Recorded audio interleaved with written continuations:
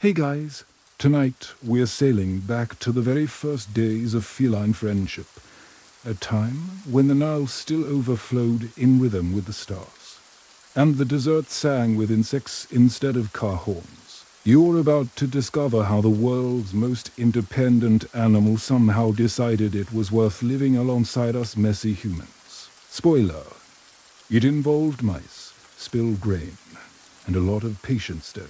You probably wouldn't survive a week in the Egyptian heat. But let's not test that theory tonight. So, before you get comfortable, take a moment to like the video and subscribe, but only if you genuinely enjoy what I do here.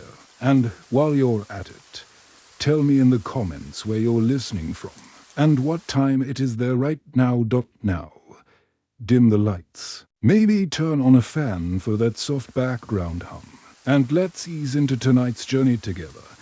You find yourself standing at the edge of the Nile. Somewhere around 4000 BCE, the air hums with life, crickets, frogs, the soft lap of the river against the mud banks. The sun's heat lingers, making the sand glow like copper. You can almost taste the river's minerals in the air, and somewhere in the distance, a heron croaks as if announcing the start of civilization.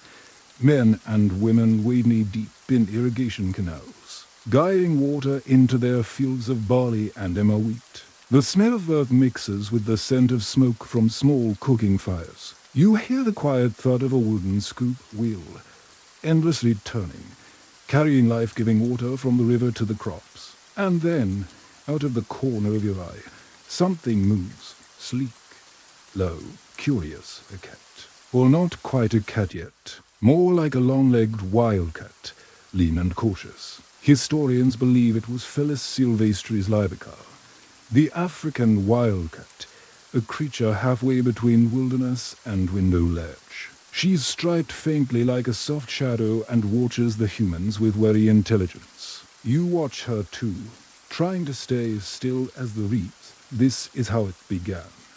Not with taming, not with leashes or commands, but with proximity, to species circling each other for a mutual benefit. The farmers had a problem: mice. Grain stored in clay jars and reed baskets drew rodents like ancient party crashers. Every squeak in the granary meant fewer loaves, fewer seeds for planting, and more long nights of hungry worry. And so, the wildcats came closer. They were silent hunters, slipping through the shadows of the granaries, their eyes reflecting torchlight like tiny moons. One leap, one squeal, and the people noticed. A few bold cats lingered longer, realizing that where humans lived, food followed, and the humans, tired of losing their grain, tolerated them. It was, historians still argue, one of the earliest examples of self-domestication. Some scholars insist humans deliberately encouraged the cats, perhaps leaving scraps out. Others say the cats simply domesticated themselves, the ultimate feline move. Either way, you can imagine the first tentative moment, a farmer tossing a leftover fishbone toward the sleek shadow watching from the corner. The cat approaches, sniffs, decides the offering is acceptable. A truce forms in the quiet glow of an oil lamp. You follow that cat through the village, past baskets of drying dates, children splashing by the water, women grinding grain on stone querns. She keeps her distance but doesn't vanish. Every step she takes is calculated, like a small god inspecting her worshippers. And maybe, in a way, she is dotted night. The desert cools sharply. The stars come alive, bright enough to reflect in the river. The humans gather round low fires, telling stories about the floods and the gods who control them. Somewhere behind the huts, the cats prowl. They aren't pets yet, not strooped, not named, but they are there, eyes glowing softly in the dark, keeping the mice away and giving the village a strange sense of safety. One old man, staring into the fire, remarks that the cats never seem afraid of death. They come and go, he says, as if the spirit of the Nile flows through them. His granddaughter laughs and imitates a meow, and everyone chuckles. It's the first bedtime story starring a cat, told long before fairy tales had pages. You notice how naturally they fit into this world. Their coloring mirrors the dry reeds and sand. Their silence matches the calm rhythm of the night. It's easy to see why the Egyptians would later view cats as divine. They already seem like they know something humans don't. Maybe they do dot a fringe theory, and one of my favorites suggests that cats influenced not just pest control, but religion itself. Some early Egyptian deities were connected with fertility, the home, and the cycles of birth and death, all things cats seem to embody. Their independence, their mysterious eyes, even their habit of hunting at twilight blurred the line between mortal and mystical. Another historian points out how the wild cat's calls echoed through the night near the granaries, sounding almost like a baby's cry. It made people instinctively care about them. You picture that, a farmer's wife hearing a cry and realizing it's just that same little predator again, slinking between baskets of grain. The emotional thread between the species tightens, another knot. By dawn, the air smells of wet earth and blooming peppers. The cats stretch, yawn, and disappear into the fields again.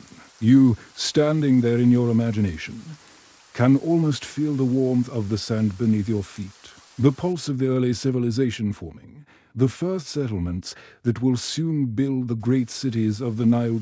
And among them, small, elegant silhouettes start between huts, hunting, lounging, pretending not to need anyone. You can't help but smile. Humans have started growing wheat. Cats have started growing humans. If you look closely, you can already sense the beginning of an eternal deal. One that still holds every time you fill a food bowl or surrender a couch cushion. The dawn of companionship glimmers faintly on the horizon, carried on soft paws and the gentle murmur of the river. The sun climbs higher over the Nile now, bright and unblinking. You squint, shading your eyes as you walk toward the cluster of mud brick granaries that make up the heart of the small settlement. The air is thick with the scent of grain, warm, dry, and a little sweet, like baking bread in slow motion. You can almost hear the whisper of countless kernels rubbing against each other as baskets are dragged, lids lifted, grain measured. It's the sound of survival. And survival, you quickly realize, depends not only on how much grain you harvest, but on how much you can keep. The farmers have done everything right. They've dug canals, built dikes, prayed to the gods for gentle floods. But none of that matters when a horde of mice decides your hard work is their midnight buffet. At first, the people try everything they can think of. They plug holes with mud, hang baskets from ceiling beams, and post sleepy guards armed with sticks. None of it works. The mice are acrobats. They climb, chew, and wriggle into every crack. The villagers lose sleep listening to the tiny rustles in the dark. Somewhere out there, the wild cats listen too. One night, as you stand beside a flickering oil lamp, you see movement, a shadow slipping along the wall. Not a thief, not a spirit, but that same elegant hunter from the riverbank. Her fur gleams faintly in the lamplight, ears twitching. She freezes, then springs. A soft squeak, and the sound is gone. The granary keeper stares, astonished, then grins. Word spreads quickly through the village. The spirits send hunters, someone says, half joking. Maybe we should leave them an offering. The next morning, a few bits of dried fish appear by the granary door. Whether by divine coincidence or natural instinct, more cats begin to show up. The people pretend it's luck, but you can sense a quiet understanding forming. Historians still argue whether this was deliberate cooperation or just coincidence. One camp insists the farmers encouraged cats to stay, recognizing their value as pest control. The other believes cats simply realized humans were convenient meal dispensers with excellent real estate. Either way, The partnership strengthens. The cats patrol the granaries like tiny, free inspectors. They sit atop storage jars, tails flicking, eyes half closed, masters of calm vigilance. When a mouse scurries across the floor, they pounce with unhurried precision. You watch them work, amused at how each strike feels less like necessity and more like performance art. Over time, humans adjust their routines. Instead of shooing the cats away, they leave openings in granary walls just large enough for a cat to slip through, but too small for a jackal. Some begin to talk about which cats are the best hunters, which have the most elegant stripes, which kittens should be spared from the wild. It's in this slow rhythm that the first sense of companionship begins to take root. The cats no longer dash away at every movement. They linger nearby, tails curved like question marks. The villagers, in turn, begin speaking to them softly, as though addressing a shy neighbor. You kneel beside a young woman grinding flour outside her hut. She hums a tune that's older than writing itself, her hands steady on the stone quern. A striped cat naps in the shade beside her basket, one paw twitching in a dream. The woman tosses a crumb of bread toward it, and though the cat doesn't move, you notice the slightest flick of an ear, acknowledgement, perhaps even trust. There's something deeply soothing about this scene, the quiet cooperation, the acceptance that not everything needs to be tamed. Egypt, at this time, is a world of order and chaos delicately balanced. The fertile Nile versus the deadly desert, life versus drought. Cats, with their mysterious calm and sudden violence, fit perfectly into that cosmic symmetry. One old farmer claims he can tell when the Nile will flood by watching the cats. When they stare too long at the water, he mutters, "It means the river's thinking." You almost believe him. The cats seem to sense patterns beyond human understanding, the subtle shifts in humidity, the vibrations of the earth, maybe even the moods of the gods. And the gods, of course, are always watching. You begin to hear whispers about linking these elegant hunters to divine favor. If the cats protect our grain, someone reasons, perhaps the gods sent them to protect us. A small offering appears in a corner of the granary, a bowl of milk. Though you know cats are more hunters than drinkers, symbolism matters more than accuracy. The village begins to change. Children mimic cat movements in play, crouching, pouncing, laughing. Artists scratch feline shapes into pottery. In the evenings, as you stroll along the riverbank, you see silhouettes of cats outlined against the firelight. Familiar, comfortable presences now. A quirky tidbit from recent archaeology. At some early Egyptian sites, small paw prints have been found impressed into drying mud bricks. It's easy to picture a curious kitten wandering across the still, wet surface while the builder curses softly and smooths it out. Those tiny prints, thousands of years later, are the most relatable graffiti imaginable. As weeks turn into seasons, the Nile rises and falls, crops grow and are harvested, and the bond between human and cat tightens. The cats no longer come only for mice. They come for warmth, for stillness, for the strange companionship of creatures who dig the earth and sing to the moon. You stretch out beside the river, watching the sunset melt into gold. A cat curls nearby, praying softly, a sound that seems both ancient and brand new. You think about how, someday, these same creatures will be sculpted in gold, worshipped in temples, painted on tomb walls. But for now, they're simply neighbors, sharing the night. Somewhere in the reeds, a frog croaks. The cat's eyes flash, but she doesn't move. She's already eaten, already conquered. You chuckle quietly. Humans work all day for food, and cats just wait for it to appear. Nothing has changed in 5,000 years. The granaries stand silent now, safe from the scratching of mice. The partnership has begun to reshape life along the Nile, not through conquest, but through quiet coexistence. And as the stars come out, mirrored in the still water, you realize you're witnessing the first spark of one of the world's oldest friendships. The Nile wind drifts cool against your face as another dawn glows over the horizon, pink, gold, and a little dusty. The village is waking slowly. Roosters crow. Someone coughs. Someone else stirs a pot of porridge. You stand there for a moment, just breathing in the early hutch, and notice that you're not alone. A cat stretches beside the granary wall, arches her back, yawns like she owns the morning, and saunters past as though you're invisible. You've seen her before, the one with the pale stripe down her nose. She pauses only to glance at you with that look cats have perfected since time began. Mild judgment mixed with faint curiosity. By now, you realize this isn't a random coincidence anymore. The cats have settled in.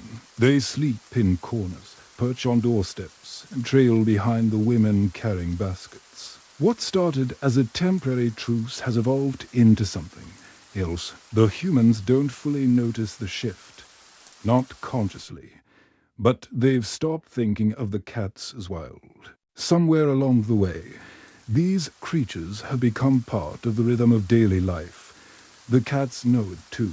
They've started to linger near fires at night. Not close enough to be touched, but close enough to enjoy the warmth. A farmer drops a few crumbs. A cat sniffs them, decides they're beneath her, and instead curls up near his feet. You chuckle softly. The arrangement is clear. They live among humans, but never for humans. Historians still argue whether this subtle bond counts as domestication. Some define it as when animals depend on humans for survival. Others say it's when they simply choose to stay. If that's the measure, cats might be the only creatures in history who domesticated us instead. One evening, you sit beside a mother weaving a reed mat. A kitten has claimed the corner of her lap, fast asleep, its tiny paws twitching as if chasing dream mice. The woman smiles and adjusts her loom carefully so as not to wake it. She brings luck, she murmurs, though you sense she doesn't quite believe it. She just likes the company. That's how it starts. Love disguised as superstition. The relationship deepens quietly. Cats begin appearing in art, scratched onto pottery shards, drawn in the margins of early hieroglyphic lists. They're often shown near granaries or food stores, always sleek and watchful.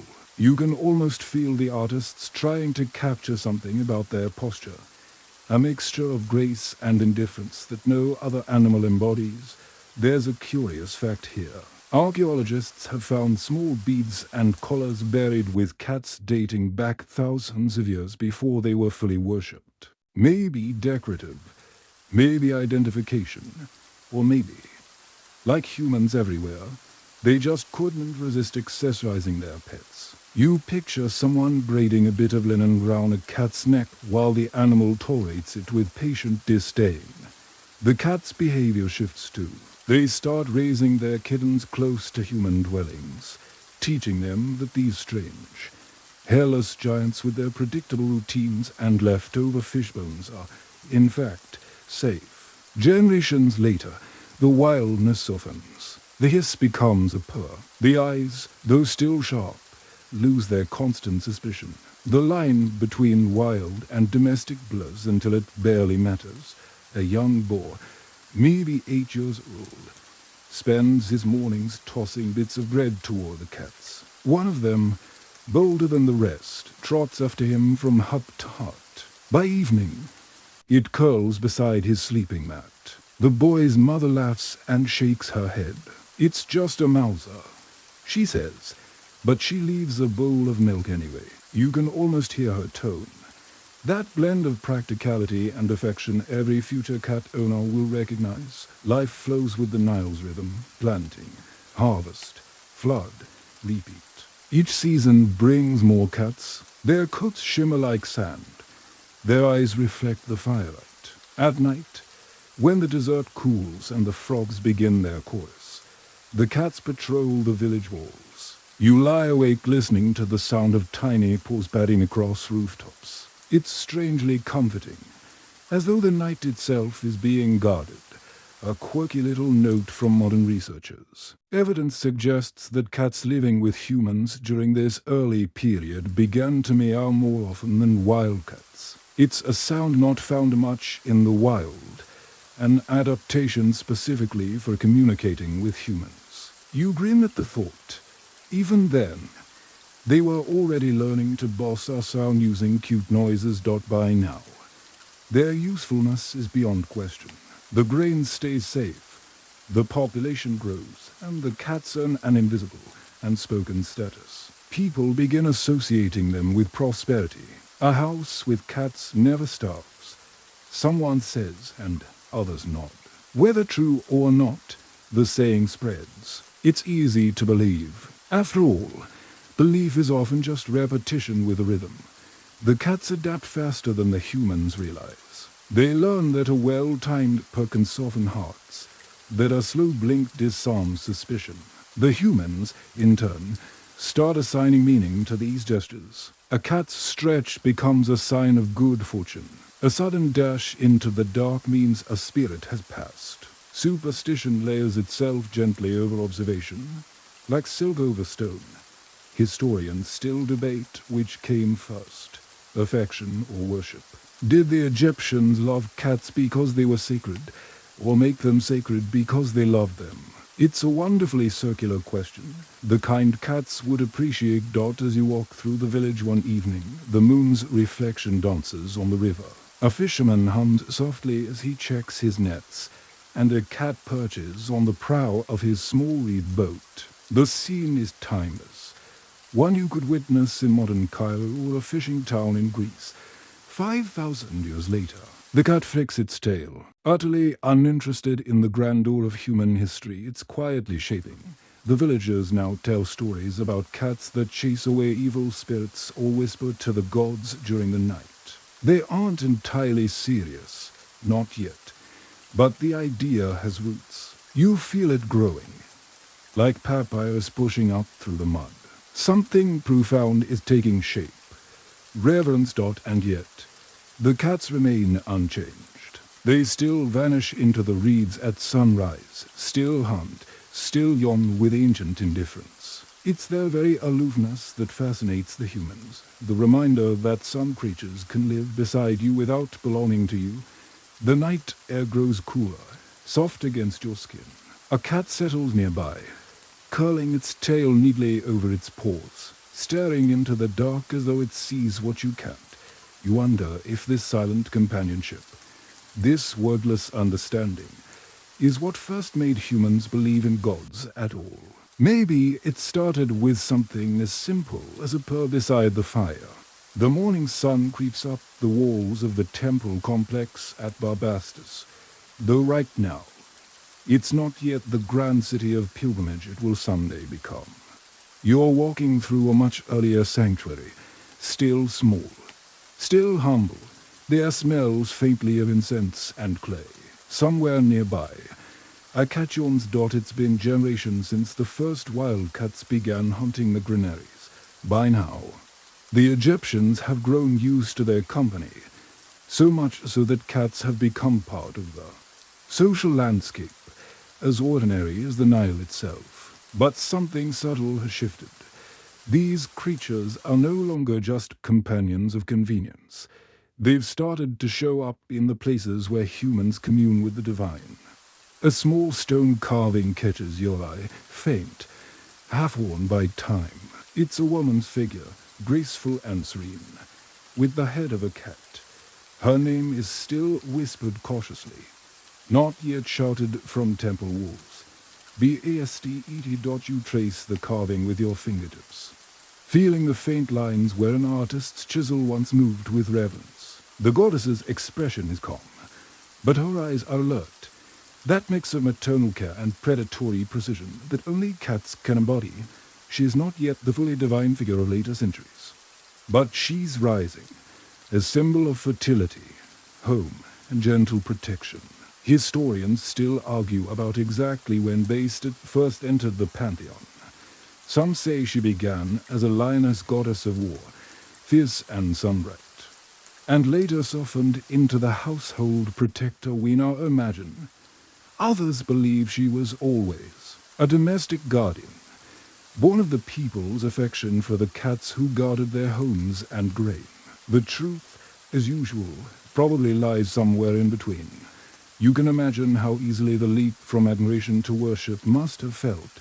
The Egyptians already saw divinity in everything: the river, the sun, the wind that filled their sails. So when a creature could protect your food, comfort your children, and still stare through you as if glimpsing the afterlife, well, calling it sacred must have felt like simple honesty. You stroll through the temple courtyard.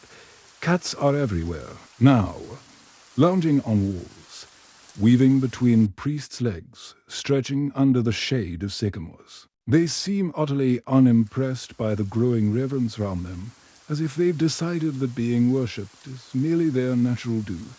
You can almost hear their inner monologue. Finally, they've caught on Dot in one corner.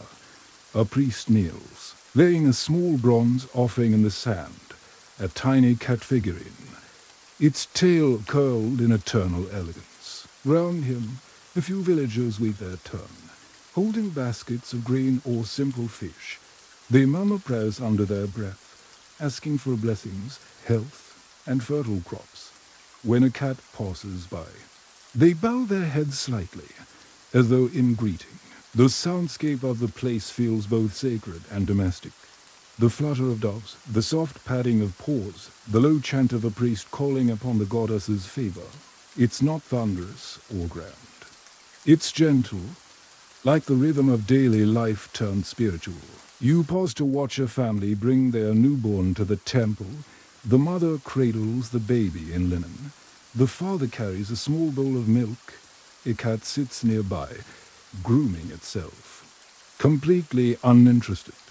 The priest touches the baby's forehead and whispers a blessing, invoking Bastet's protection. The cat looks up just in time to blink at them once, slowly, and somehow everyone feels reassured, a quirky tidbit in later centuries. Egyptian mothers would wear amulets shaped like cats to encourage fertility and protect their children. It wasn't just fashion, it was faith made tangible. A promise that the goddess of the home was watching Dot as the day stretches on.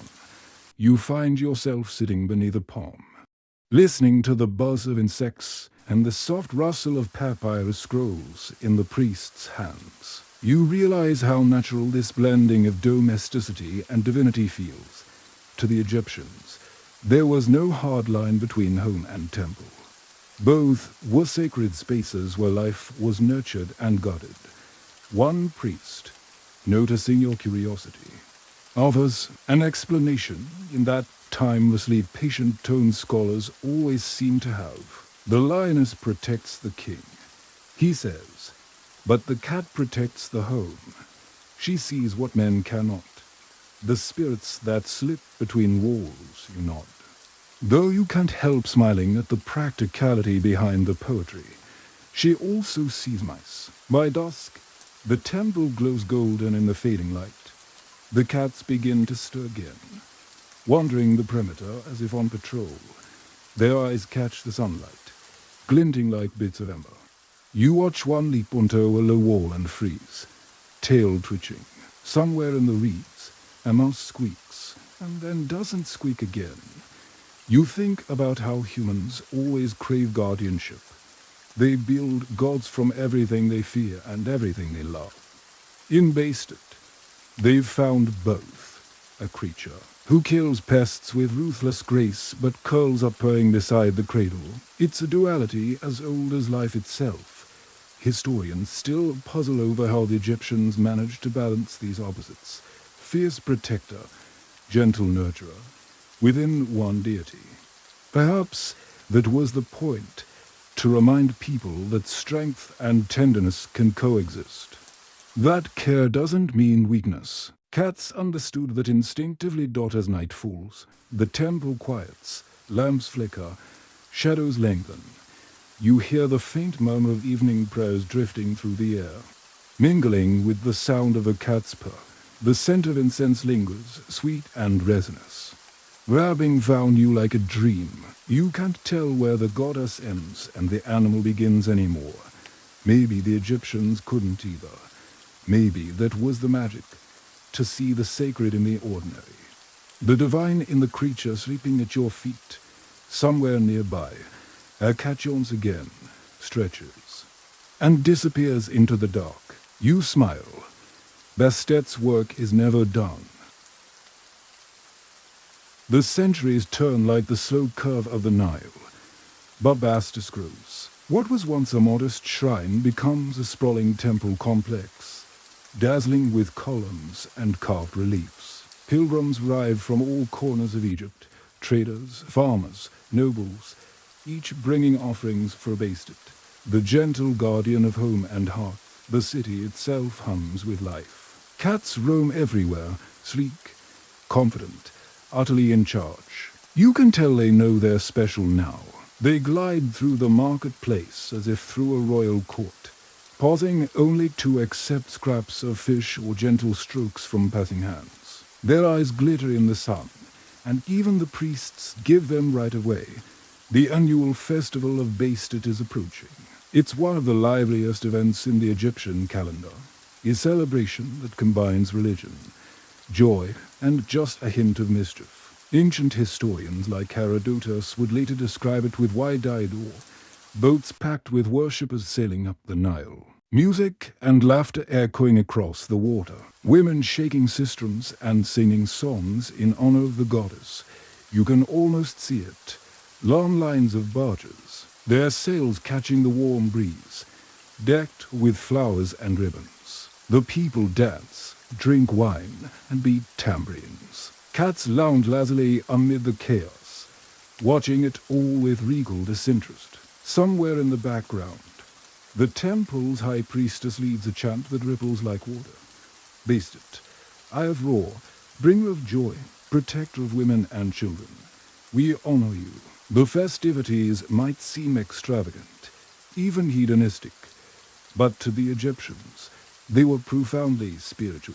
To celebrate Bastet was to celebrate life itself. Music, laughter, family, fertility. She wasn't a distant god of thunder or vengeance. She was the warmth of the home, the comfort of touch, the soft purr that says, "You are safe here."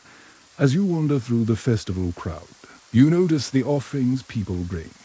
Small cat-shaped amulets, tiny bronze statues, perfumed oils, and baskets of food. The children wear necklaces of carved kittens. Women carry sistrums adorned with feline motifs. Everywhere you look, the cat's image reigns, both playful and sacred.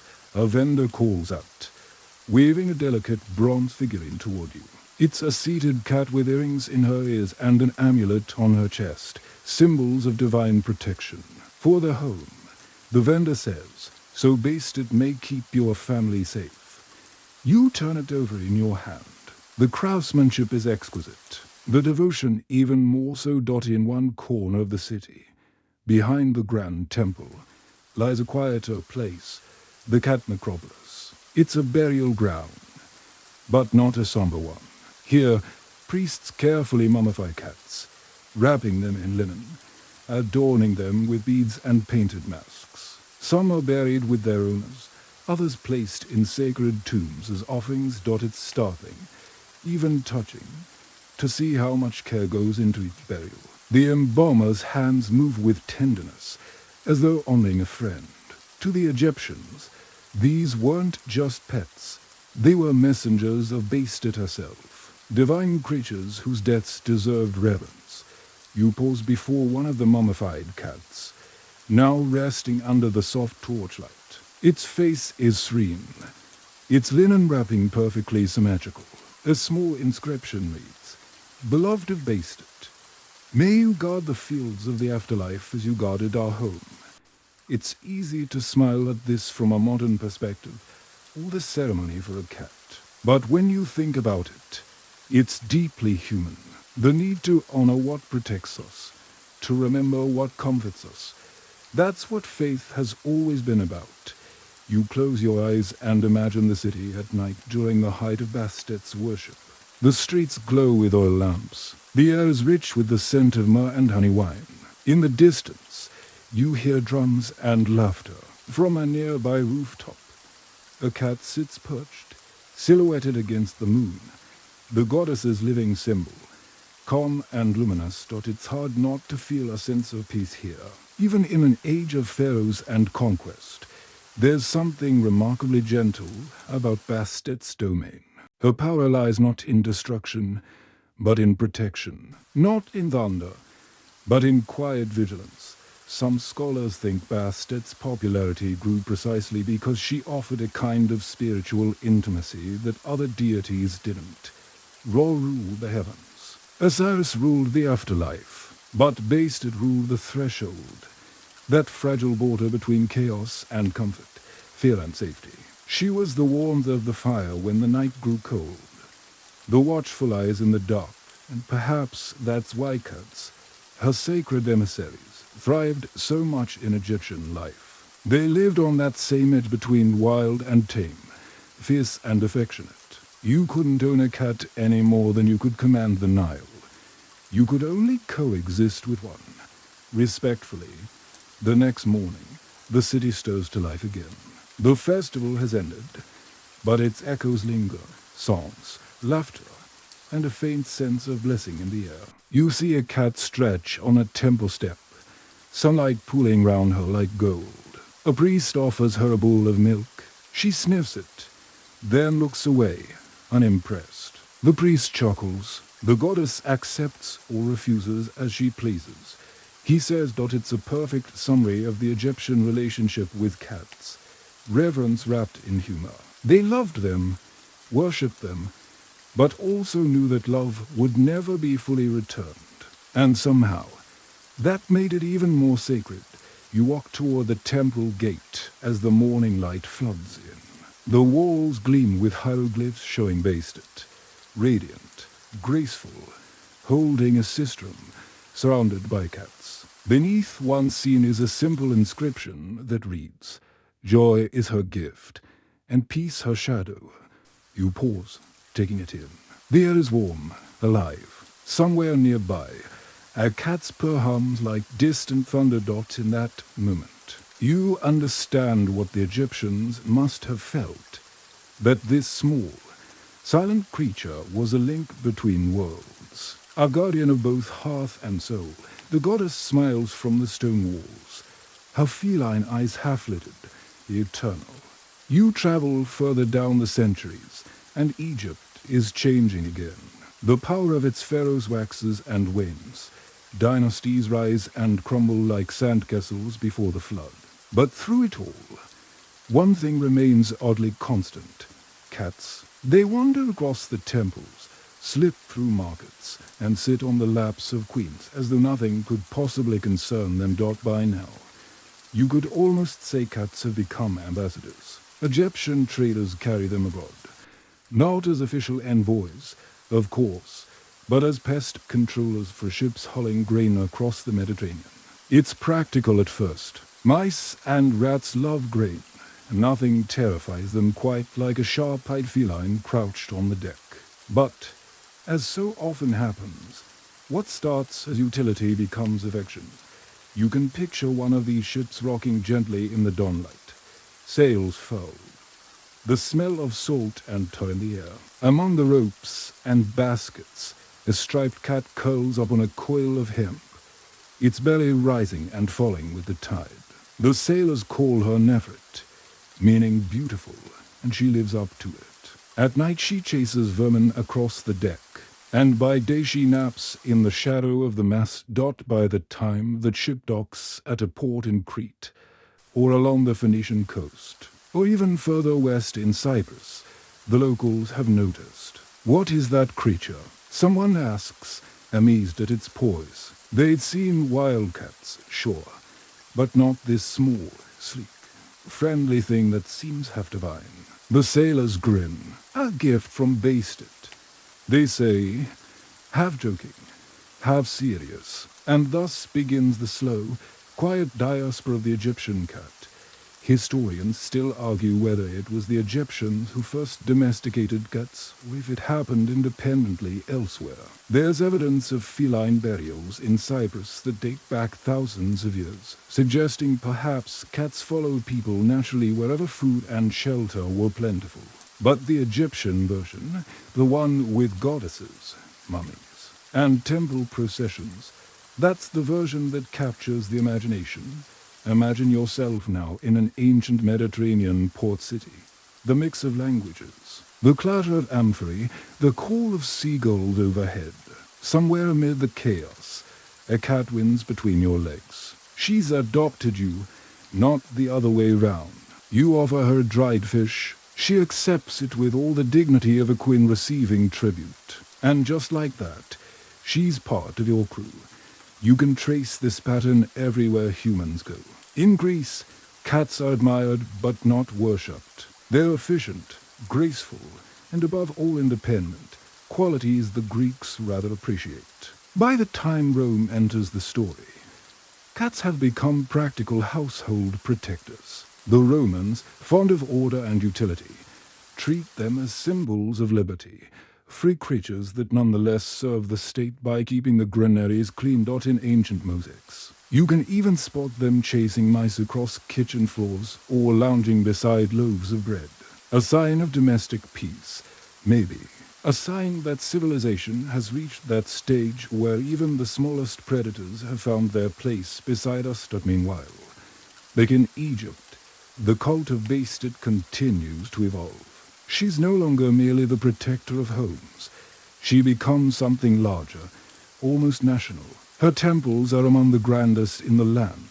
Pilgrims bring not only live cats, but also cat figurines in bronze and faience, offering them by the thousands. Archaeologists have found massive underground galleries filled with these mummified cats, a reminder of how deeply this reverence ran. It's easy to forget that behind all this, there's still a practical partnership. Mice still raid the grain stores. Snakes still slither through the marshes. Cats remain the quiet solution to a noisy problem. Even when you strip away the religion, the affection, and the myth, what remains is a partnership that just works. You might smile at that thought, that this entire cultural fascination grew from something as simple as pest control. Yet isn't that the way of most enduring relationships? Something useful becomes something beautiful, and something beautiful becomes sacred. At the same time, not everyone in Egypt agrees on how sacred. Some scholars of the ancient world note that worshipping animals, especially cats, became controversial in later eras. When the Persians invaded, they supposedly used cats as shields, knowing Egyptian soldiers would hesitate to harm them. It's hard to say whether that's entirely true, but it's a story that endures, precisely because it reveals how absolute that reverence was. You can imagine the scene: Persian soldiers marching forward, cats darting among their legs, Egyptian archers frozen in moral panic. Historians still argue whether such tactics ever happened, but the fact that the story existed tells you enough about cultural imagination. The cat wasn't just a pet. It was untouchable, a living embodiment of divine fever. As Egyptian influence spread across trade routes, so too did these feline legends. Merchants spoke of sacred cats that could curse thieves. Sailors whispered that a happy ship's cat brought calm winds. Even early scholars noted that harming a cat, even accidentally, could bring social disaster. There are records of mobs forming round anyone suspected of killing one, proof that by this point, the boundary between faith and superstition had blurred entirely. But among all these beliefs, there's also affection, the simple, universal kind that hasn't changed in 5,000 years. Somewhere in a humble Egyptian home, a mother grinds barley while her child giggles as a kitten bats at a reed toy. Somewhere else, a scribe sits by lamplight, the soft weight of a cat curled beside him as he writes. These are moments outside time, the sort of gentle domestic peace that makes even history itself seem sleepy. You lean back, feeling the quiet rhythm of this world, the Nile's eternal pulse, the creak of papyrus boats, the faint rustle of fur in the dark. Cats have become the background hum of Egyptian life, constant and comforting. You realize that they've achieved something few creatures ever have. They've convinced humanity not only to tolerate them, but to worship them, and all without lifting a paw. Thanks, you can almost hear Bastet chuckling softly somewhere, as if amused by the irony. The night settles once again over Barbastus, over the shining river, over the temple where 1,000 small mummified cats rest in silence. A breeze stirs through the papyrus reeds, carrying the scent of resin and honey from the embalming chambers. Somewhere in the distance, a cat yawns, stretches, and curls back up to sleep. And so, the story of Egypt's cats moves quietly toward its next chapter, one that will carry them far beyond the desert sands, across seas and empires, into the hearts of nearly every civilization to come. By the time you reach the late period of Egypt, the cats have fully conquered not only the temples and households, but also the hearts of an empire that's learning how fragile divinity can be. Pharaohs no longer live forever in glory. Foreign kings rule under Egyptian titles, but the cats, they remain untouched. They move through these shifting centuries as if politics simply doesn't concern them, and in a way, it doesn't. You find yourself standing in a marketplace in Memphis. The heat presses down, but the air is full of motion potters shaping clay, bakers pulling flatbread from ovens, scribes copying contracts from merchants who can't write. Somewhere near your feet, a cat prowls between baskets of dates and onions. The merchant doesn't shoo it away. Instead, he tosses it a bit of dried fish, and the creature accepts with that serene, silent nod that has always meant, "You're lucky I was hungry." To be an Egyptian cat in this era is to live halfway between pet and deity. People talk to them as though they understand language, and maybe they do. You overhear a woman whispering, "Guard my baby tonight," to the cat perched near her stall. The cat blinks, stretches, and settles in the doorway like a sentry. It's in this same period that the reverence for a cat takes a strange and solemn turn. Barbastus remains a pilgrimage site, but the mummification of cats becomes almost industrial. Archaeologists centuries later will uncover vast tunnels filled with millions of cat mummies, stacked in niches, wrapped in linen, sealed with bitumen. Some are wrapped so finely you can still see their delicate faces molded under the cloth. The temple priests oversee this economy of devotion. Pilgrims buy mummified cats as votive offerings to Bastet. Some of these cats likely died naturally. Others were bred and sacrificed specifically for this purpose. You'd think the idea of mass-producing mummified cats would seem grim, but to the ancient Egyptians, it wasn't cruelty. It was a service to the goddess. Every wrapped body was a token of gratitude, a prayer given physical form. Still, historians today debate how sincere this industry really was. Some argue it was genuine faith. Others see it as an early example of spiritual commerce. Either way, the result is the same. Endless corridors of linen-wrapped cats, resting in the cool dark, their forms aligned like silent priests of eternity. You picture yourself descending into one of these tunnels. The air is thick with resin and the faint sweetness of embalming oils. Your torch flickers across the hieroglyphs on the walls. Tiny cats, lotus blossoms, and the eyes of Bastet watching from every angle. The silence is absolute, yet you can almost imagine a soft pring hum in the air, as though 1,000 feline spirits are still breathing gently in their eternal sleep.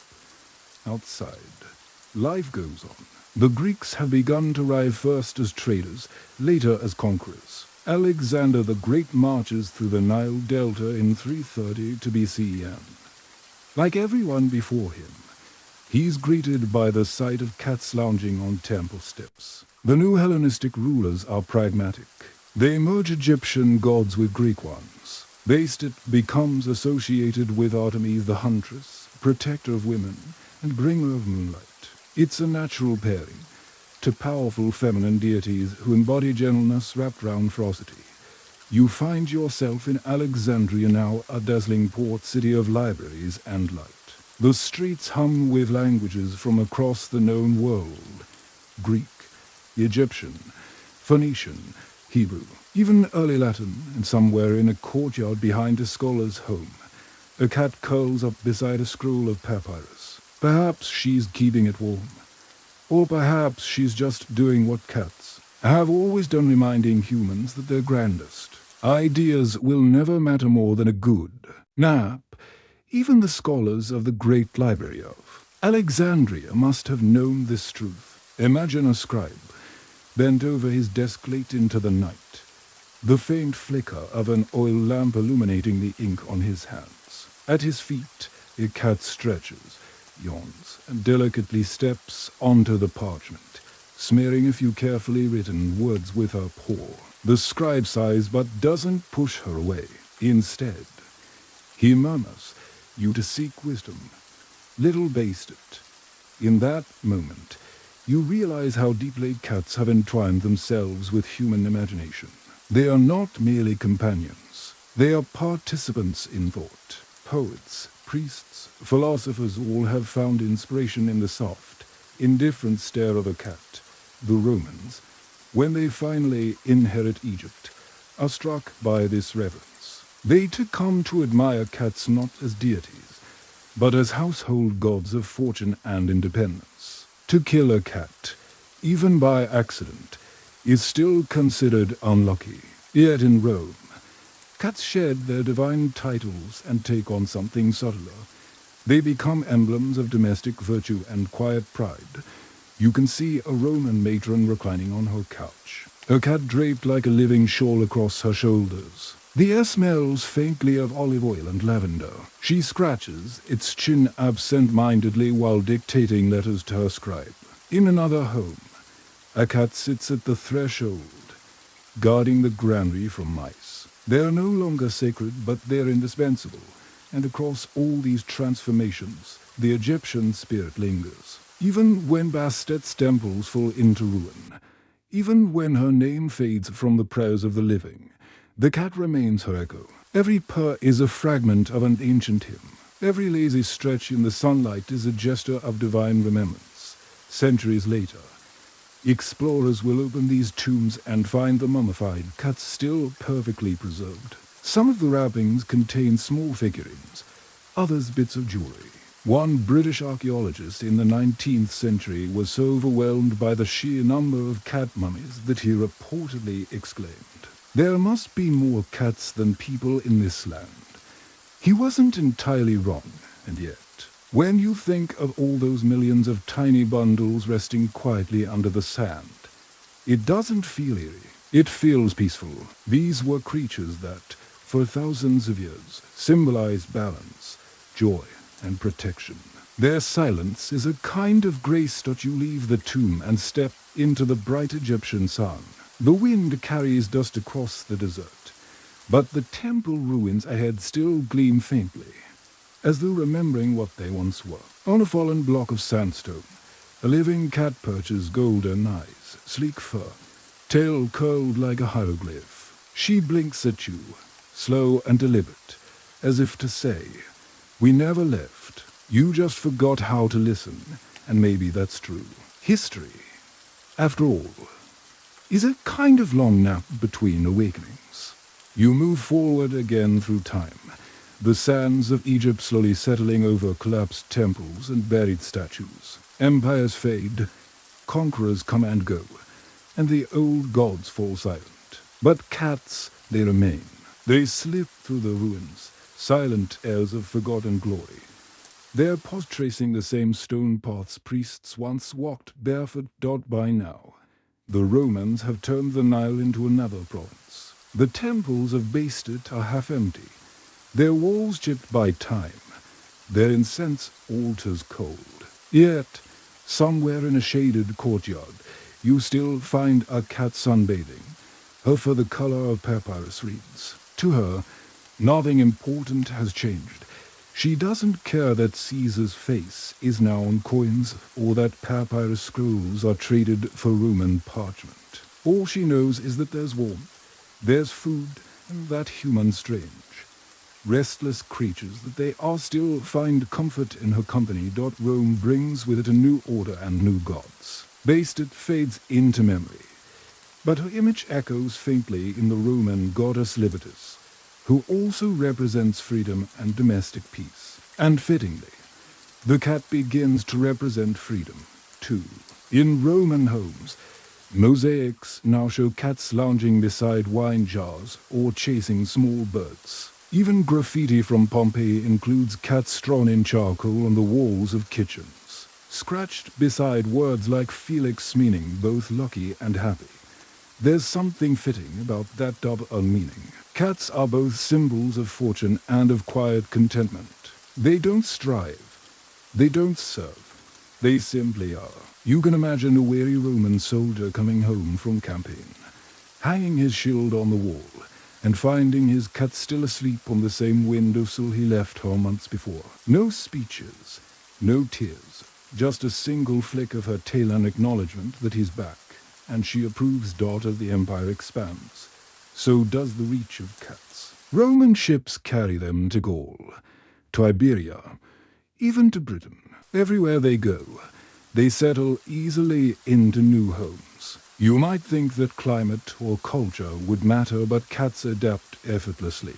It's part of their charm. One historian once described them as the most cosmopolitan of animals. He was right. In Britain, they become guardians of granaries against rats, especially during long, damp winters. In Gaul, they cull by hearths in cottages where Latin is slowly blending with Celtic tongues. Farmers feed them scraps. Children tie ribbons round their necks, and though Bastet's name is forgotten, her spirit continues in this quiet companionship. Even so, the Middle Ages bring darker times not just for people, but for cats. The old Roman world collapses and superstition takes its place. The sleek, silent, self-possessed nature of cats, once divine, now makes them suspicious. They become associated with witchcraft, with omens, with things that hide in the dark. You feel a chill thinking of that irony. The creature once worshipped for keeping evil away is now blamed for inviting it in. Yet, even during these fearful centuries, the truth remains. Cats still save lives. In plague-ridden towns, they continue to hunt the rats that spread disease. While humans point trembling fingers, the cats quietly do their work, keeping the balance as they always have. Historians still argue whether medieval Europe's fear of cats actually worsened the Black Death by allowing rats to multiply unchecked. The evidence is mixed, but the symbolism is haunting. Somewhere, Bastet might have sighed softly, watching her descendants punished for the very gift that once made them holy. Still, not all corners of the world forget their grace. In the East, cats are loved and celebrated. The Persians admire their beauty. Islamic tradition honors them as clean, noble creatures. One story says that the Prophet Muhammad cut off a piece of his own robe rather than disturb a sleeping cat resting on it. You can almost picture the Prophet rising quietly, smiling at the peaceful animal, choosing gentleness over convenience. It's a kind of spiritual continuity that feels like Bastet's legacy reawakened, halfway across the world. Egyptian reverence reborn under new stars. Meanwhile, on the banks of the Nile, life continues quietly. Egypt is now part of empires larger than any pharaoh ever imagined. Persian, Greek, Roman, Byzantine, Arab. Yet the cats remain constant, as though they alone hold Egypt's memory. You can still find them prowling through ruins that tourists will one day gawk at. You can still find them curled atop temple stones where offerings once burned. Picture yourself now at twilight, sitting by the crumbling wall of what was once the temple of Bastet. The desert wind hums softly through the reeds. The sun is sinking into the dunes, turning everything to gold. A cat sits beside you, watching the horizon.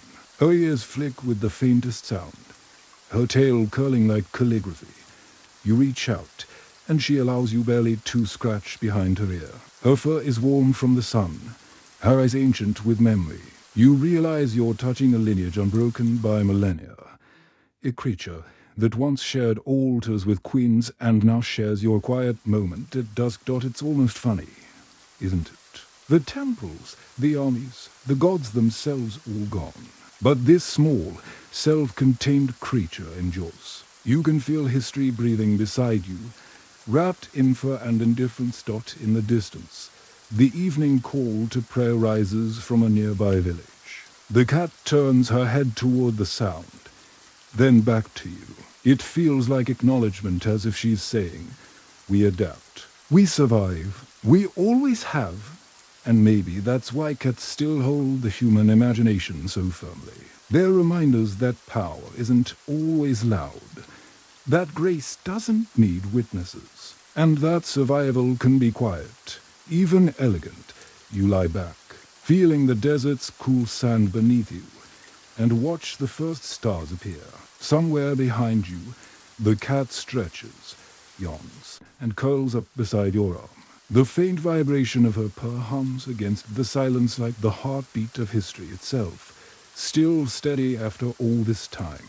Morning breaks over the desert, and you wake to the faint echo of that same purring hum, softer than the wind, steadier than time itself. The cat is gone, of course. They always leave without ceremony, but her paw prints remain in the sand, like little hieroglyphs spelling out a private goodbye. You rise slowly, brush the dust from your clothes, and realize something profound. You've just shared a night in the company of one of history's most enduring companions. Now, as you walk toward the river, the story stretches forward again, past the medieval haze and into the dawn of discovery. The world is waking up too. Exploration, trade, curiosity, they're all returning. And, naturally, wherever humans go, cats go with them. Picture a 16th century ship leaving the port of Lisbon, its wooden hull creaking as it leans into the Atlantic wind. Below deck, amid barrels of salted fish and water casks, cats prowl in silence. Their eyes glint in the lamplight as they stalk the rats that threaten the sailor stores. These ships' cats aren't just passengers, they're part of the crew.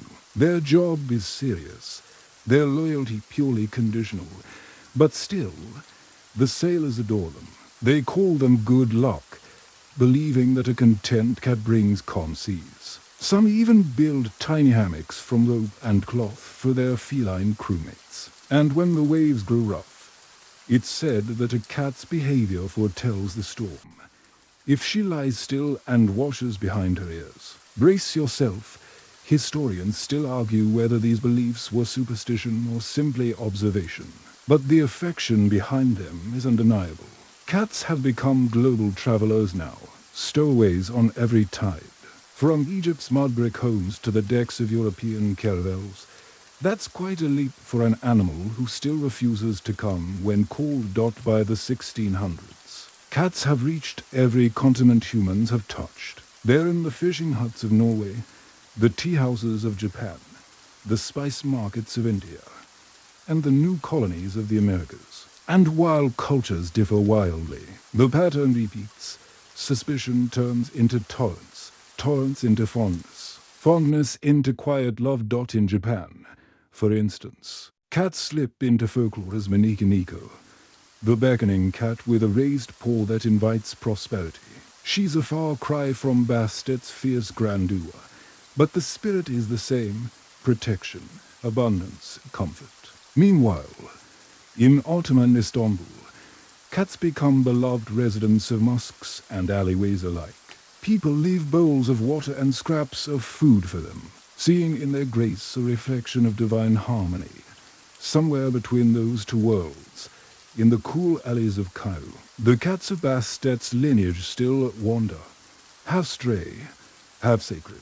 Centuries may have passed, but the Egyptian affection for cats has never really faded. Even Napoleon's soldiers in the 1790s, trudging through the desert heat, recorded how locals scolded them if they frightened or harmed a cat. The people treat them as holy. One officer wrote, sounding both amused and awed, "You can almost hear basted purring with satisfaction, as Europe modernizes." Cats begin to shift roles again, from pest control to companionship. By the 18th century, portraits of aristocratic ladies often feature a delicate hand resting on a fluffy feline. Cats become fashionable, then endearing, then indispensable, and yet not everyone is impressed. Some philosophers claim cats are untrustworthy, too selfish, too aloof. Others defend them as symbols of independence, the perfect antidote to human arrogance. Voltaire supposedly admired their poise. Cardinal Richelieu kept several in his palace. Even Isaac Newton, in one apocryphal tale, is credited with inventing the cat flap so his pet could come and go undisturbed. The debate doesn't matter. The cats win simply by existing. They don't need defenders. They need space, sunlight, and a bowl of milk. As the Industrial Revolution thunders in, cities grow louder, dirtier, more crowded. The world changes faster than anyone can comprehend. But in every attic, bakery, and dockside warehouse, there's still a cat quietly patrolling. Their soft paws leave no echo, but their presence keeps chaos at bay. One rat, one mouse, one quiet victory at a time. You picture a Soot Street, London street in 1850. Horse carts clatter by, smoke rises from chimneys, and a baker's cat sleeps in the window, perfectly unconcerned. Inside, the baker's daughter ties a ribbon round its neck and whispers, "You're the prettiest thing in the city." The cat blinks once, unimpressed, then returns to sleep. That indifference, that serene refusal to care about the human world's noise, might be their greatest magic. Because no matter how industrialized, mechanized, or frantic life becomes, a cat remains unchanged, calm, present, utterly itself, and just when humanity thinks it's moved beyond superstition, the old Egyptian habits sneak back in. Sailors still believe cats can sense storms. Housewives still insist their cats can feel ghosts. And writers, well, writers begin to make cats immortal all over again. Think of Edgar Allan Poe's eerie black cat, or the purring menace in T.S. Eliot's poetry, or the whimsical grace in Beatrix Potter's Tom Kitten. Even in fiction, the cat plays the same role it always has, have in this world, have in another. Mysterious, comforting, just a little beyond control. And through all this, their Egyptian origins remain faintly visible, like hieroglyphs beneath layers of modern paint. We no longer call them Bastard's children, but maybe, somewhere deep down, we still feel it. The calm they bring, the strange authority in their silence, the sense that they know something we've forgotten. You reach another harbor, this time in 19th century Alexandria. Steamships now line the docks where once sail-reed boats and triremes. The air smells of oil, sea salt, and coffee. Among the crates and cargo, a dozen cats stretch in the sun. A dock worker pauses to scratch one behind the ear and says, "You've been here longer than any of us," and he's right. They've been here since pyramids were new. The world spins on, faster and faster. Empires rise and vanish, inventions multiply, but cats remain unbothered. Maybe that's the secret to their immortality. They refuse to rush. They sleep through revolutions. They nap through history's loudest moments. And when the dust settles, they're still there, watching us with that same patient stare that once belonged to Bastet herself. The 20th century begins with the whir of machines and the hiss of steam. You drift through time again, and when the fog clears, you're standing at the edge of a rapidly modernizing Cairo, Cars honk like startled geese. Electric lights blink against the desert dusk. And somewhere in the narrow alley, a cat leaps gracefully from one rooftop to another, as if to remind everyone that progress may be loud. But grace remains quiet. Cats now belong to everyone. They are no longer symbols of temples or tools for sailors.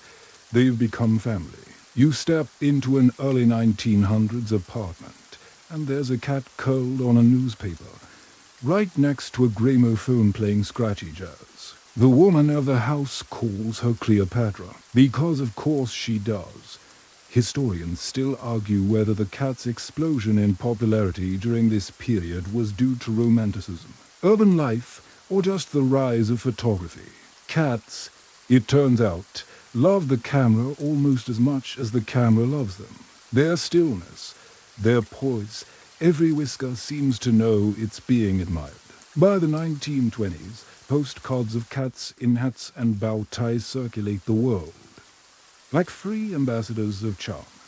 But behind the cute images, there's something deeper happening. The human world is hurtling toward wars, depressions, revolutions, and cats, with their serene detachment, offer something people desperately need: a small pocket of calm. When bombs fall, cats hide under tables with their families. When Russian lines stretch round blocks, they wait quietly in doorways. In wartime London, cats became unofficial morale officers. Soldiers on the front kept them in trenches for company and pest control. One famous feline named Simon even earned a medal, the Dickon Medal, Britain's animal equivalent of the Victoria Cross, for protecting a ship's food supply and lifting crew's spirits during a grueling mission. You can almost picture him, so covered fur, tail flicking in the smoke, a hero who demanded nothing more than a saucer of milk. Meanwhile, in America, cats were sneaking their way into cinema. In early Hollywood, they appeared in silent films, their movements exaggerated by flickering frames. By the 1950s, they were household names. Think of Thomas O'Malley, the jazzy tomcat from the Aristocats, or Cheshire Cat, grinning into infinity in Alice in Wonderland. Those faces became cultural echoes, the latest chapter in a 4,000-year partnership. You pass through a suburban kitchen in 1962. The linoleum gleams. The refrigerator hums, and a ginger cat sprawls lazily atop a stack of recipe books. The woman chopping vegetables pauses to smile. "You've got it easy," she murmurs. The cat yawns, confirming the truth of her statement. And yes, they do have it easy. Or at least easier than they used to. The 20th century gifts cats central heating, canned food, and the invention of the litter box. A quiet revolution, honestly, because now, for the first time in history, cats can live indoors full-time without driving their humans insane. No more nightly scratching at the door. No more "why does he smell like fish?" Conversations. Civilization has reached its purring peak. Yet, even surrounded by comfort, cats remain enigmas. Scientists begin studying them more seriously. Their behavior, communication, even their supposed healing powers. Did you know? One researcher notes that a cat's purr vibrates at a frequency shown to promote bone healing. You imagine Basted smiling smugly in the afterlife, as if to say, "Told you so." Historians still argue whether the cat's domestication was ever truly complete. Because even now, in this age of microwaves and television, the cat's independence persists. Dogs fetch, cats contemplate. Dogs love unconditionally. Cats love when it suits them. And perhaps that's why humans adore them even more. By the 1970s, cat culture becomes unstoppable. Posters, calendars, canes, you name it. Cats are stars again, but this time in pop culture instead of temples. A long-haired Persian lounges beside a lava lamp while Dreams by Fleetwood Mac hums in the background. Somewhere else, an orange tabby named Garfield is born on a drawing table, and suddenly sarcasm has whiskers. Still, the quiet magic of the cat never disappears. You picture an elderly man sitting by his window in winter, reading the newspaper as a tabby curls against his leg. The man's hands tremble slightly, but the cat stays steady, breathing warmth into the cold afternoon. The world outside rushes on, cars, televisions, headlines. But inside, time stands still, dotted the scene that's been repeated for centuries, from pharaohs to farmers to office workers. No matter the era, the companionship feels the same, wordless, mutual, oddly timeless dot, and then the century turns again. The 1990s arrive, and suddenly cats have a new realm to conquer, the internet dot at first. It's just a few grainy photos, cats in six, cats wearing sunglasses. But soon it becomes a global phenomenon. The first viral cat videos appear. Keyboard cat, Nine cat, grumpy cat. Humanity invents the World Wide Web, and cats immediately claim it as their own.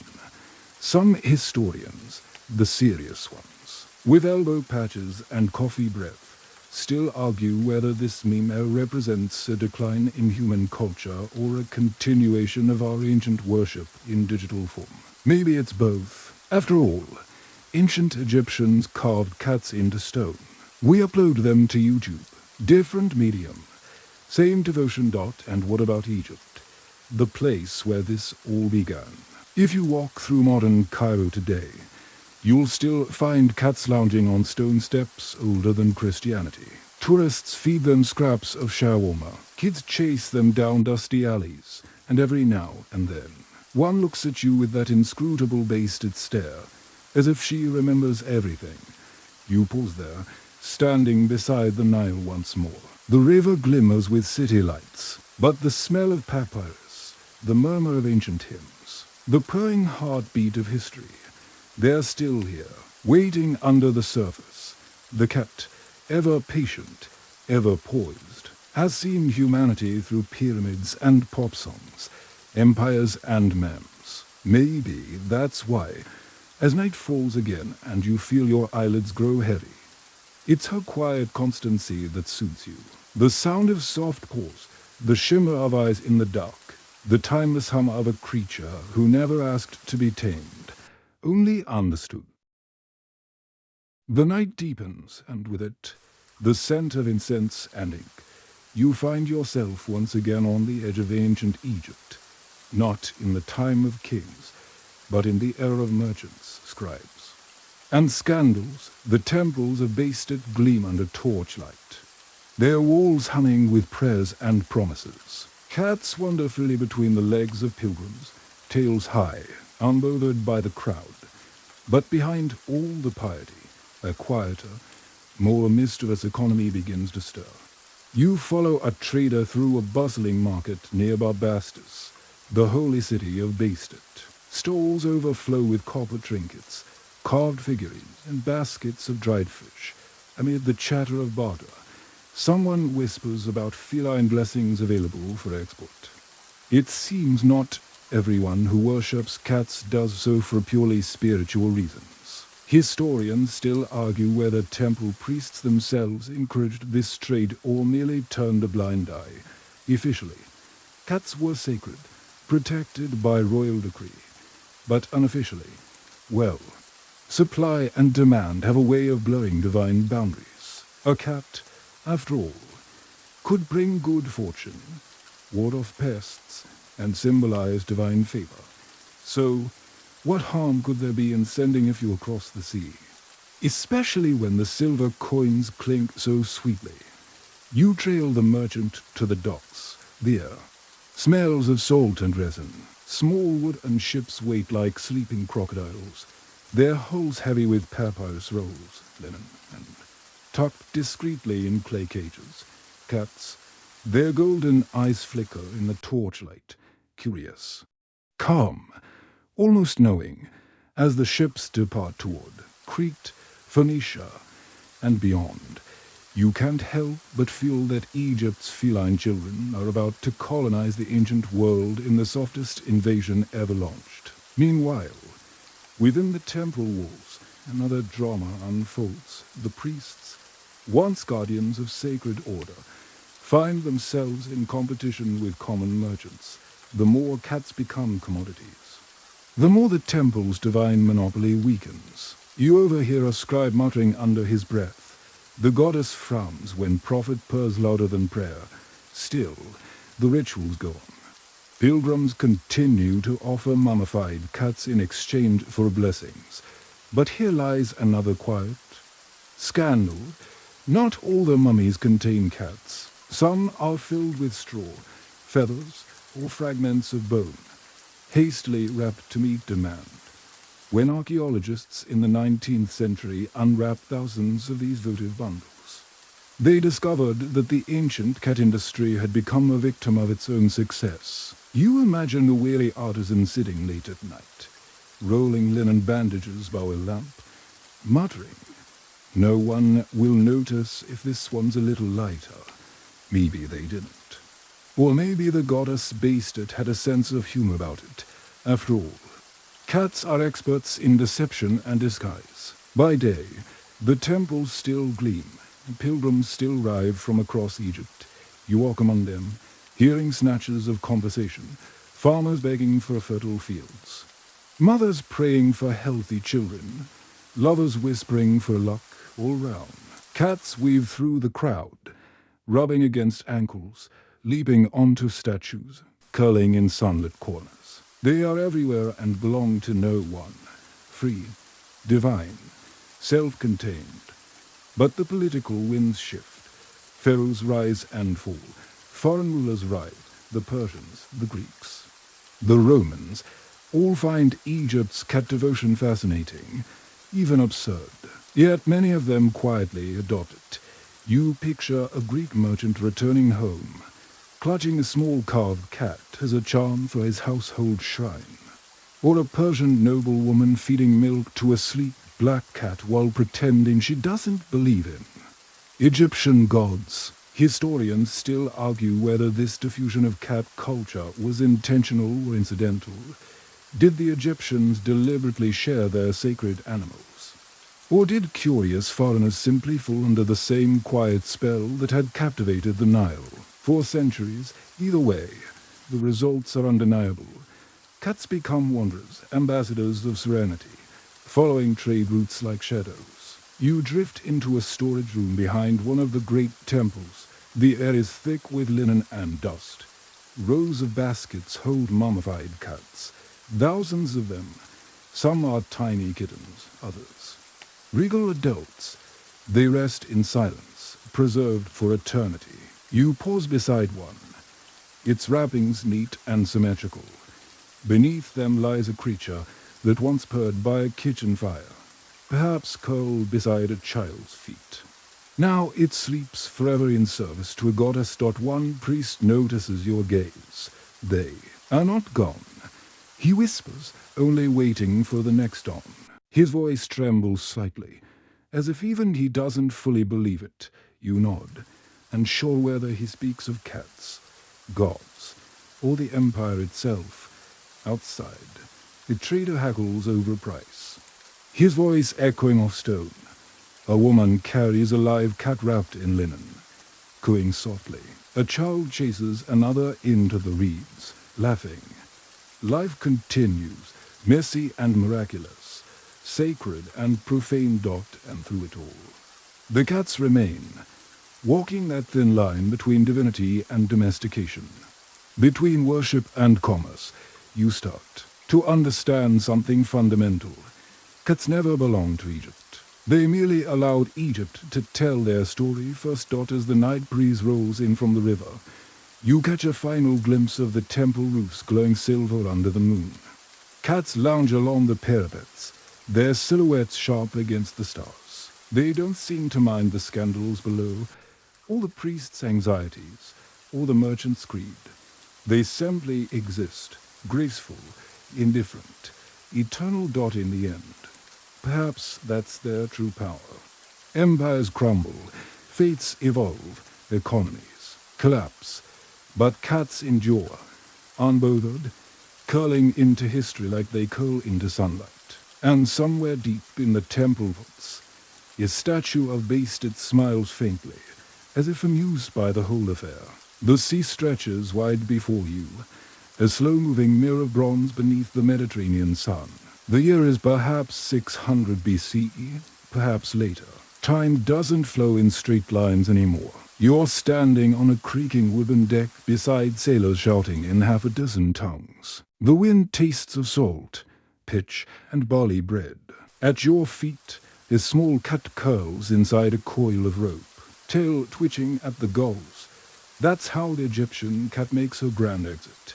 Not on a royal barge or a triumphal chariot, but in the arms of sailors and traders. A quiet voyage rather than a conquest. Grain ships leaving the Nile Delta carry not only cargo, but stowaways who can't resist the rustle of mice in the hold. You imagine one such cat, lean and sun-browned, stepping delicately across a deck beam as the coastline fades. She doesn't mean our goodbye. She doesn't need to. Historians still argue whether Egyptian cats spread naturally with trade or were deliberately gifted to foreign ports as tokens of good fortune. Either way, by the time you reach the harbors of Cyprus, Crete, and Carthage, there are already waiting on the docks new feline families born at sea. Merchants swear their ships are luckier now. Fishermen leave scraps of tuna on the planks. Even captains who claim to be practical men find themselves rubbing a cat's head before departure. You wander through a Greek marketplace where the cat has just made her debut. Children gather round to marvel at the creature's calm arrogance. It hunts without being asked. One fishmonger says proudly, as if describing a miracle. Artists sketch the animal's slender outline onto pots. Poets mention her in passing, usually while comparing someone's lover to her eyes. The Greeks, of course, reinterpret everything they borrow, and soon the cat becomes a symbol of feminine wit and unpredictable charm.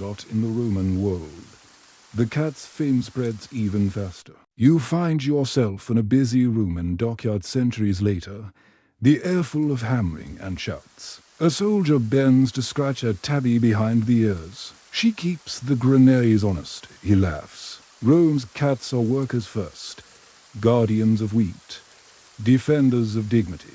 But in quiet villas on the outskirts, noble ladies treat them like jewelry that happens to breathe.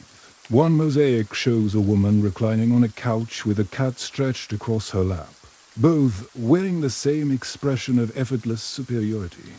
Historians still argue whether the Romans imported cats directly from Egypt or bred their own Mediterranean descendants from earlier lineages. The truth, like most things involving cats, is hard to pin down. But their presence in art and literature grows undeniable. You recall a line from an old Latin poem comparing a woman's grace to a cat turning in sunlight. Unaware she's worshipped, there it is again. That ancient Egyptian echo, translated into Empire. As you walk Rome's cobbled streets. Cats seem to appear wherever humans have food, warmth, or gossip. They curl near tavern doors. They nap in bathhouses, unbothered by steam. In temples dedicated to Diana, goddess of the hunt, statues of cats begin to appear beside the deer and the bow. Some priests frown at this creeping Egyptian influence. Others shrug and feed them bits of bread anyway. Across the Mediterranean, in Phoenician ports and Iberian villages, the same quiet pattern repeats. Cats adapt with ease. They learn new smells, new gods, new accents of human affection. A sailor from Tyre boasts that his ship's cat once caught a rat bigger than his hand. A Carthaginian widow lights a small lamp for the cat she lost during a storm. Everywhere you go, stories bloom. Tiny, tender, repetitive. There's a moment, near dusk in a harbor city, when you catch sight of something almost magical. A group of dock workers rests by a pile of nets, drinking cheap wine, laughing about wages. Between them, a cat walks calmly, accepting scratches, refusing scraps, then climbing onto a wooden post to watch the sunset. She looks so ordinary, Yet for a heartbeat you realize she's carrying for 1,000 years of history in the quiet of her bones as darkness falls. Ships set sail again, toward Gaul, Britannia, and the unknown lands beyond. Cats go with them, wrapped in sacks of grain or nestled inside cloaks. They cross storms, pirates, and endless horizons, surviving as they always do. By the time you blink, centuries have passed. You stand now on a rain-soaked Celtic shore. The air smells of peat smoke and seawater. Cats have arrived here too, thinner and rougher, but still with that same knowing gaze. The villagers, suspicious at first, soon realize the newcomers are unmatched hunters. Little gods, one druid calls them. They see what men cannot, and so the legacy continues. The Egyptian cat, once the sacred guardian of the Nile, now prowls the stone huts of northern Isles. She doesn't belong to pharaohs anymore. She belongs to no one, and therefore to everyone docked as you watch her vanish into the mist. You realize something almost poetic. Civilizations rise and fall, but cats keep moving forward, one step ahead of history. They're the original explorers, soft-footed travelers crossing borders without passports, smuggling grace wherever they go. Tonight, the sea is calm again. The moon paints a silver path across the waves. Somewhere out there, another ship rocks gently, and another cat stretches, yawns, and curls back to sleep. A chill wind greets you as you open your eyes again. The world has changed once more. Gone are the marble columns and bright mosaics of Rome. Now the streets are narrow, muddy, and alive with the sound of bells, cots, and chatter. You've arrived in medieval Europe. The cat is here too, of course, sitting on a wooden bell outside a bakery, licking her paw with regal disinterest. She's smaller now, rough around the edges, but still unmistakably the same descendant of the Nile. You step through the streets of a medieval town, maybe Paris, maybe Bruges, maybe some nameless place where the cobblestones remember every footstep. Bread bakes in clay ovens, apprentices shout about fish, and from every shadow, cats keep watch. They've adapted perfectly to this new world of cold winters and crowded alleys. Their job is simple: keep the grain stores clean and the rats in check. But their reputation, that's a bit more complicated. Historians still argue whether medieval Europe ever truly liked cats. On one hand, people needed them. Rats and plague made sure of that. On the other hand, superstition made the relationship uneasy. Some thought cats were witches' familiars. Others whispered they could steal a baby's breath, and still others swore they carried the souls of the dead. You watch as a baker tosses crumbs to a passing tabby. "Good luck," he mutters. Across the street, a monk gives the same cat a disapproving glare. It's a typical medieval contradiction. Bless the creature in the morning. Blame it for the devil's work by nightfall. In monasteries, however, cats hold a quiet, respected place. Picture a grey monk copying sacred texts in a candlelit scriptorium. Beside him, a cat naps on the parchment pile, occasionally swatting a mouse away from the ink pot. The monk sighs but doesn't move her. After all, she's keeping pests out of God's work. One surviving Irish manuscript from the 9th century even includes a tiny poem written by a monk to his cat. "Pangaban, I am Pangaban, my cat. 'Tis a like task we are it." You smile at that. So even monks, despite their vows, couldn't resist a praying companion. Yet outside the monasteries, things grew darker. During the Black Death in the 14th century, fear spread faster than any rat. People searched for someone, or something, to blame. Cats, with their night vision and secretive ways, become convenient scapegoats. Some towns banish them, others kill them outright. It's a tragic irony, because fewer cats means more rats, and more rats mean more fleas carrying plague. You sigh quietly. Humanity has never been great at connecting those dots. Still, the cats endure. They hide in barns, on ships, in alleys, surviving, watching, waiting. They don't protest or defend themselves. They simply adapt, as they always have. Centuries pass, empires crumble, and the cats keep walking. You find yourself now in a small cottage at the edge of a medieval village. The fire crackles, and the woman of the house stirs a pot of stew. Her cat, black and sleek, curls by the hearth. They say she's bad luck. The woman says softly, "But she keeps my house warm." She spoons a bit of broth into a bowl for the cat, who begins to lap it delicately. Outside, wind rattles the shutters, but inside, the rhythm of survival continues, soup bubbling, fire flickering, cat purring.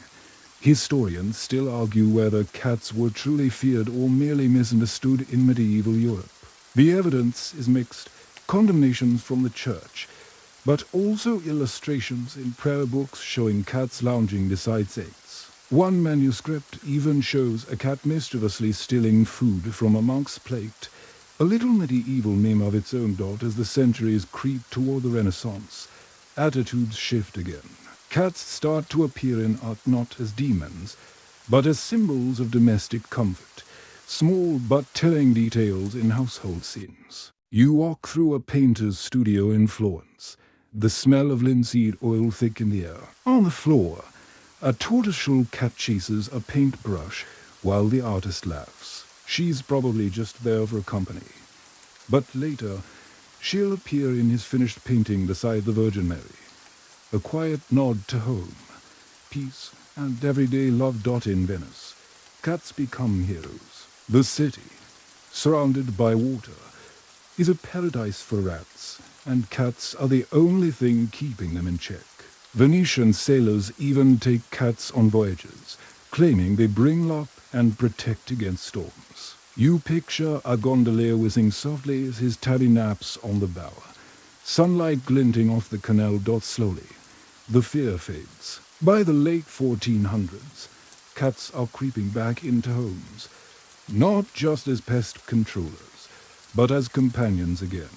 People begin naming them, talking to them, even writing about them. And if anyone still whispers about witches, well, the cats pretend not to hear. You walk now through a moonlit courtyard, somewhere between years. Stone arches rise round you, ivy creeps up the walls. A cat slinks along the balustrade, her paw silent, her fur silvered by moonlight. She stops, looks back at you, and blinks slowly, that universal sign of feline trust. You return the blink, instinctively. Somewhere in the distance, church bells toll the hour. The world is still dark, still uncertain, but you can feel something shifting. The cats are finding their place again, not as gods, not as devils, but as something far more profound. Partners in the quiet act of living. You breathe in the night air, heavy with history and smoke, and realize that every age, no matter how harsh, has found room for a small, soft creature who asks for nothing but warmth. Maybe that's what makes the story of cats and of people so enduring. Neither survives because of power or perfection. Both survive because of stubborn grace. The world softens again. The echo of bells fades into birdsong. Daylight spills across cobblestones washed clean by rain. You arrive in the 17th century, an age of reason, exploration, and quiet domestic miracles. The cat, of course, has come too.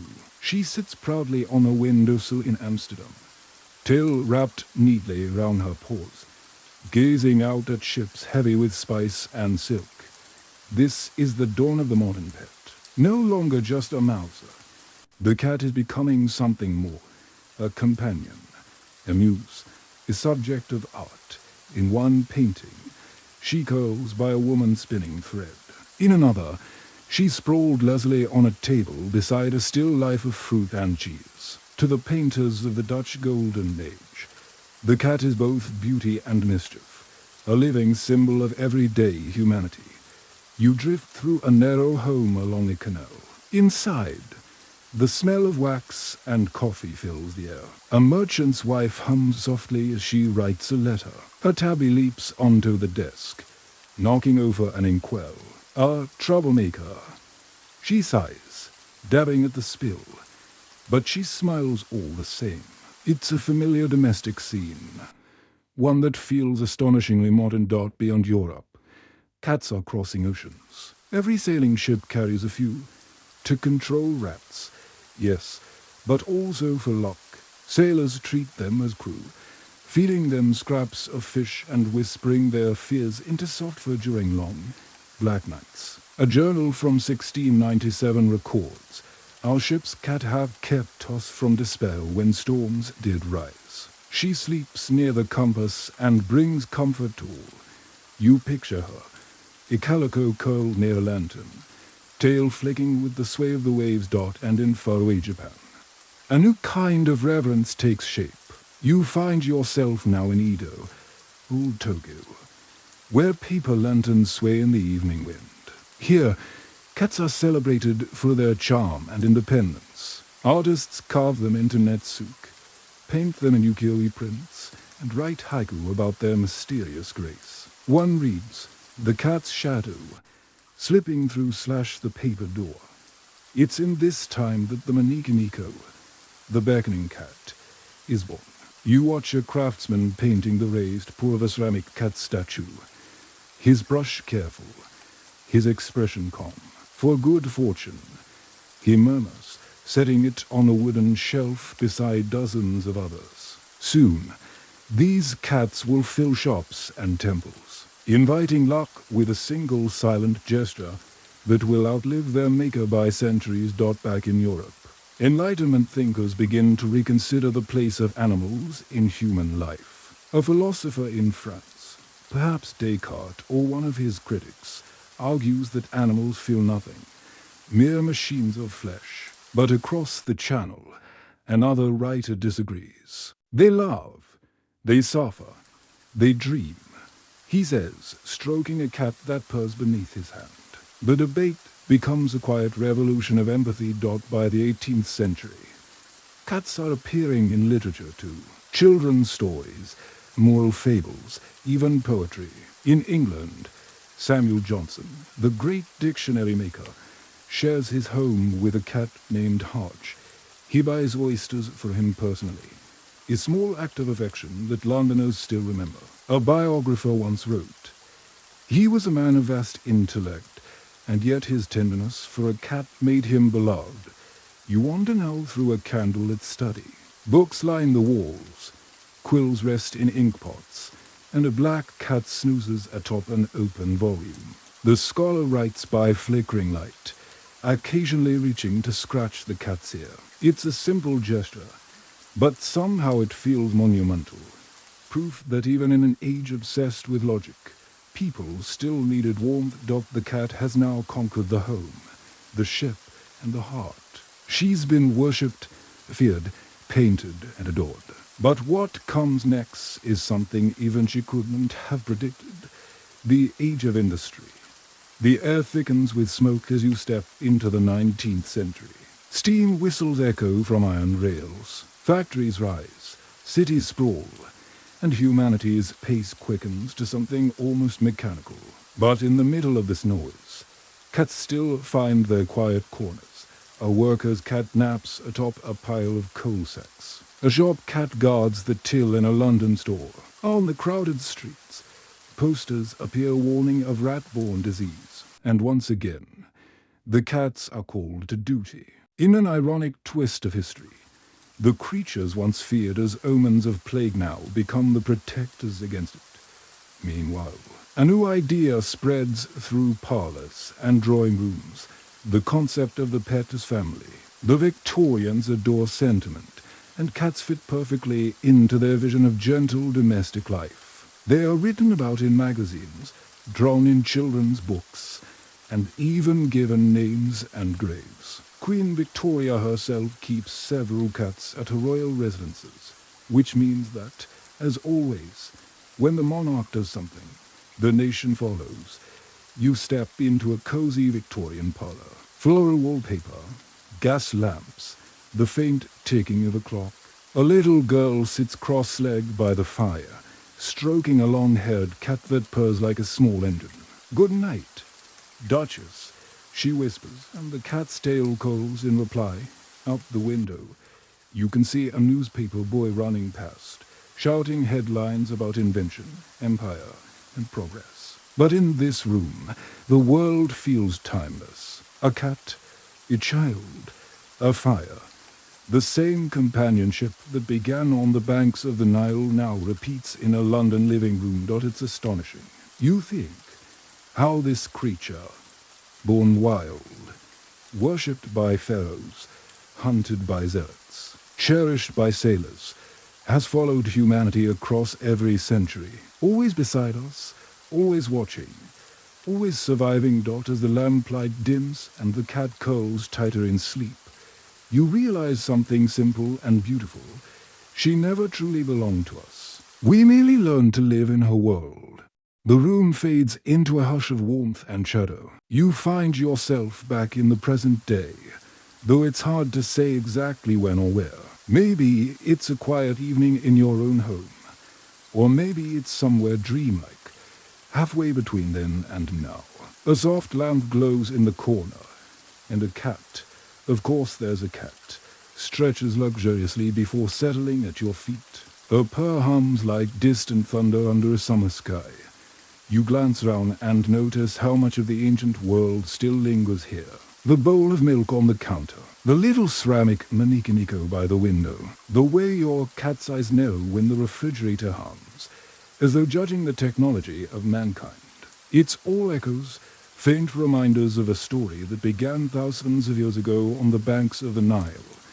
Modern historians like to say that humans domesticated cats. But anyone who's ever tried to get one off the kitchen counter knows that's a lie. Cats domesticated themselves. They chose us. They wandered into our granaries, helped us with mice, then lingered by the fire because it was warm. And we, in turn, learned to tolerate and eventually adore their independence. Today, over 500 million cats live with humans. Some chase toys, others chase sunbeams. A few still keep ships company, though now those ships cross the sky, not the sea. Astronauts once took a French cat named Felicette into space in 1963. A strange little milestone that proved how deeply these creatures had embedded themselves in our story. From papyrus boats to rocket ships, it's all one continuous leap. You imagine her, floating in her tiny capsule, tail curling in slow motion, eyes wide with curiosity. Perhaps, if she could see the earth spinning below, she'd recognize the deserts of Egypt glinting under sunlight, her ancestral home. Historians still argue whether Felicette knew what was happening, but somehow you suspect she didn't care. She was, as all cats are, magnificently indifferent, and so the cat remains both ancient and modern, the living relic, a tiny sphinx that purrs on your couch. She's proof that the oldest relationships are sometimes the quietest ones. You don't need temples or scrolls or crowns. Just a small creature who curls against your chest and trusts you enough to fall asleep. Every time you stroke her fur, you're repeating a gesture made by farmers on the Nile, sailors on the Aegean, monks in candlelit monasteries, and painters in drafty studios. You're continuing a ritual older than most languages, one that needs no words. Maybe that's why cats are so hypnotic. They remind us to slow down, to blink, stretch, and simply exist. To be fully in the moment, like they are. Ancient Egyptians saw that stillness and called it divine. They weren't wrong, daughters. You sit there. The modern world hums faintly round you. Distant traffic, a ticking clock, the rhythmic whir of a fan. The cat's purr merges with those sounds until it feels like the heartbeat of the room itself. Everything steadies, softens, drifts. It's funny. You think how this story began with gods and ends with naps. How the fierce hunters of the wild became the drowsy guardians of our dreams. But maybe that's the most fitting transformation of all, from predator to companion, from deity to comfort. The Egyptians said cats walked between worlds, half in shadow, half in light. Maybe they still do. Your eyelids grow heavy. You picture the moon hanging low over the Nile, silvering the reeds. A cat moves gracefully along the bank, tail high, paw silent. She pauses, glances toward the sleeping city, and then, with a soft flick of her ear, disappears into the night. That's where the story ends. Not with an empire, or a crown, or a monument. Just with a purr, a stretch, and the quiet certainty that she'll be back tomorrow. Wind dash down 300 words. The night deepens round you now. Each breath grows slower, each thought dissolving like sand slipping through your fingers. The story you followed, of temples and tombs, of queens and sailors, of pharaohs and poets, settles softly in your chest. It's strange how history feels so alive in stillness. The cat at your feet shifts slightly, curling closer. You feel the faint vibration of her purr against the floorboards. It's not just sound. It's a kind of language, one that says everything is safe, everything is calm, everything can rest now. Outside, the wind brushes against the window. A distant train hums, steady and slow. You imagine it carrying dreams instead of passengers, rolling gently through centuries. From ancient Thebes to modern cities, through pyramids and palaces, through fires, floods, and the hum of quiet living rooms, all linked by one small heartbeat that never stopped following us. That you let that thought linger. The weight of time doesn't feel heavy anymore. It feels like a blanket, warm, soft, infinite. You picture yourself lying by that same eternal fire the first Egyptians once shared with their feline guests. Nothing to do, nowhere to go. Just the soft rhythm of breathing and the faint comfort of knowing that history, too, sleeps. So let the past keep watch for a while. You've walked far enough tonight. Close your eyes, let your shoulders sink, and listen for that familiar sound. That tiny, ancient purr that once echoed through temples and still hums beneath your dreams. Sweet dreams, traveler.